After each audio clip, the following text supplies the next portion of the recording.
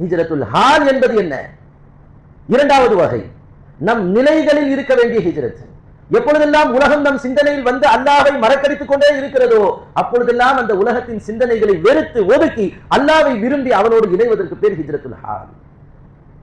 இந்த ஹிஜ்ரத்துல் ஹால் என்பது கியாமத் நாள் வரை வரக்கூடிய முஸ்லிம்களுக்கு இருந்து கொண்டே இருக்க வேண்டும். அதனால்தான் பெருமானார் ஸல்லல்லாஹு அலைஹி வஸல்லம் சொன்னார்கள், அல் முஹாஜிர், ஹிஜ்ரத் செய்யக்கூடியவர். முஹாஜிர் என்ற டைட்டில் யாருக்கு சொன்னோம் தெரியுமா? மன் ஹஜர மா நஹல்லாஹு அன்ஹு. அல்லாஹ் எதையெல்லாம் வெறுக்கிறான் என்று ஒருவர் தெரிந்துவிட்டு அதை வெறுத்துக் கொண்டே இருக்கிறாரோ அவர்தான் முஹாஜிர். முதல் ஹிஜ்ரத்திற்கு அபிசீனியாவிற்கு போனவர்கள் மட்டுமல்ல முஹாஜிர்கள். என்னுடைய இந்த பயணத்தில் என்னுடைய பேச்சை கேட்டு எனக்காக அல்லாஹ்வுக்காக மக்காவிலிருந்து மதீனாவிற்கு போனார்களே அவர்களுக்கு பெயர் மட்டுமல்ல முஹாஜிர், அவர்கள் ஸ்பெஷல் முஹாஜிர்கள். அவர்களை அல்லாஹ் குர்ஆனிலே ரெஜிஸ்டர் பண்ணிவிட்டான். அந்த முஹாஜிர்களுடைய அந்தஸ்தை அவர்களுடைய நிழலை கூட யாரும் தொட முடியாது. ஆனால் கியாமத் வரை வரக்கூடிய மூமின்களுக்கான ஹிஜ்ரத் என்ன? அல் முஹாஜிர்.